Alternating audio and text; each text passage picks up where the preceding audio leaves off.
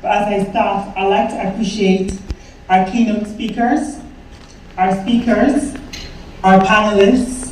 our partners, our supporters, members of the media, our volunteers, invited guests, NBA members, and also the NBA Secretariat. So I'd like to tell you a bit of a story. I remember 13 years ago, I was presenting at the forum just like this, but in Nigeria. And the then president, Mr. Kunle Ologun, sitting here, approached me after a presentation, and he said, my name is Mr. Kunle Ologun, and I'm the president of the Nigeria Britain Association.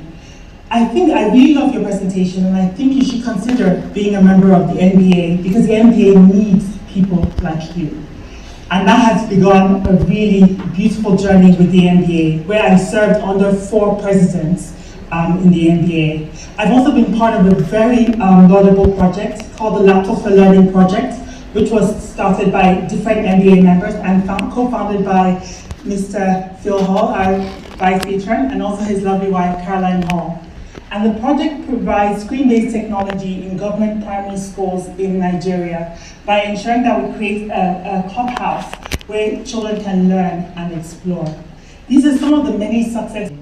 Now, most recently, and last year to be exact, I was elected the first president and the youngest president of the Nigeria Britain Association.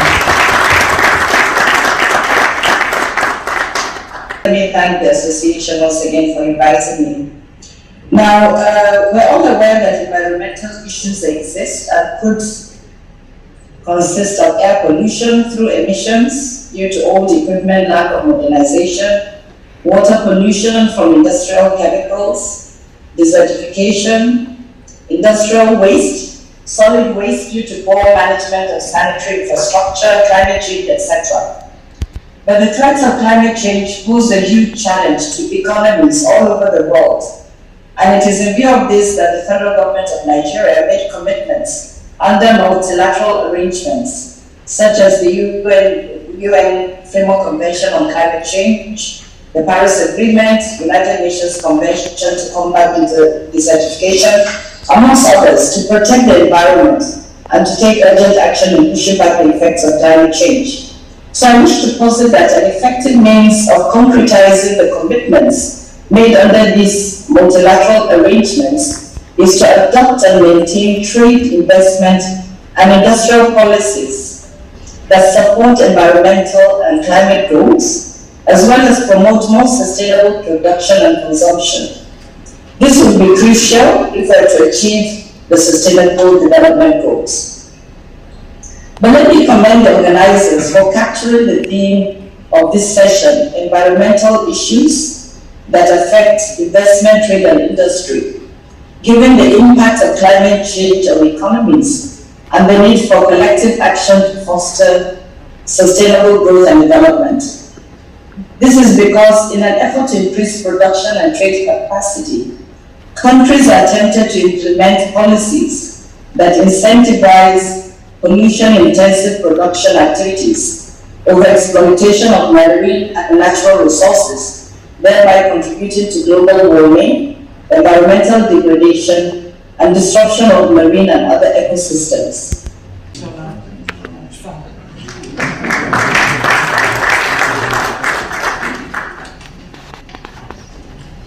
The patron of the Nigeria Britain Association, our centenarian, well-respected personality in Nigeria, Chief Akintola Williams. I pay my respect. The vice patron of the Nigeria Britain Association and one of the pillars behind this association, Mr. Phil Hall, and his beautiful wife. I also pay my respect. Let me seize this opportunity to specially acknowledge the president of Nigeria Britain Association, the person of my sister, Bimbola Okoya. If it wouldn't be too much, I want all of us to rise up here and give her a round of applause. Former Excellencies, Chairs, President, executives who are here, and Honourable Minister who is still with us on the line, I believe. Congratulations on the first executive Roundtable. It's really great to bring together the private sector and government. And if I can also start with a little, well, not a story, but a quote. I'm a great fan of Winston Churchill. You have to be a bit careful when you quote Winston these days.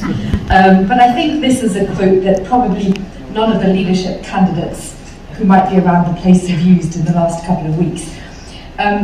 Some people regard, Winston said, private enterprise as a predatory tiger to be shot.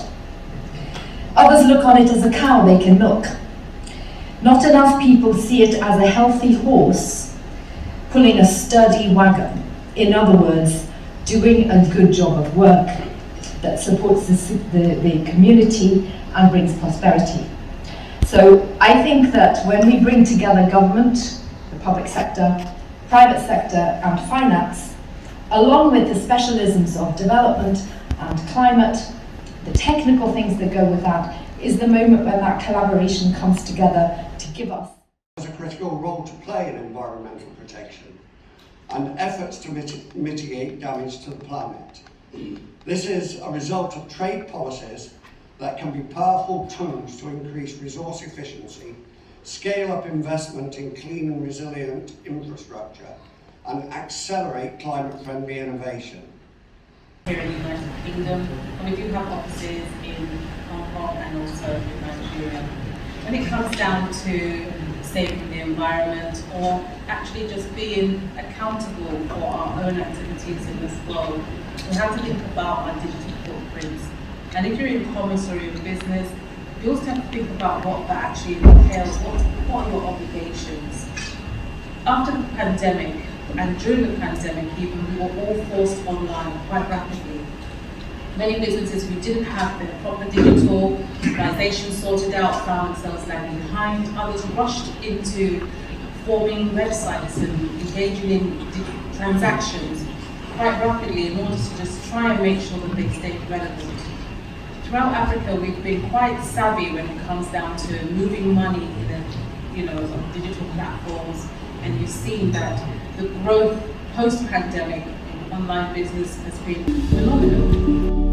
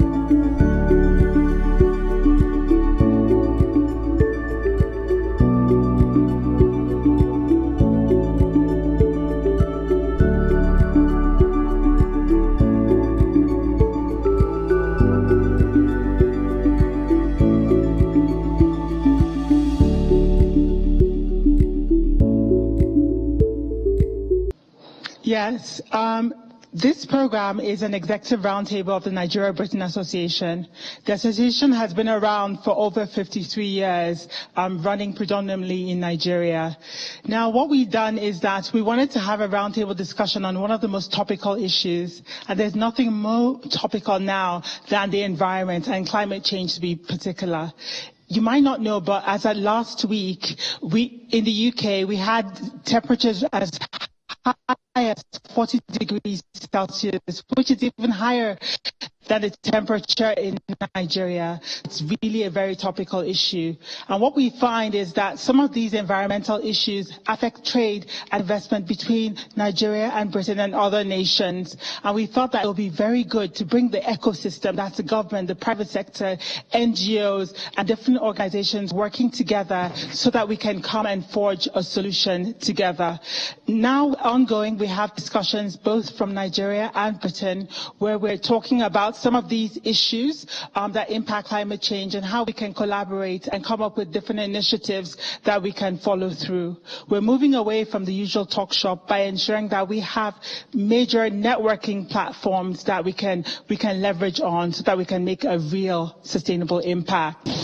The national youth leader of the All Progressives Congress, Mr. Dayo Israel, has been speaking about the role of the youth in the democratic process ahead of the 2023 elections. He was a guest at the Nigerian-British Association Executive Roundtable in London. Mr. Israel believes the online engagements are crucial, but not the entire picture of the reality on ground. Not just even about the next election, but also from now we begin to ensure that we can do more to meet the demands and the yearnings of young Nigerians. It's within their right to want something better, and it's our responsibility.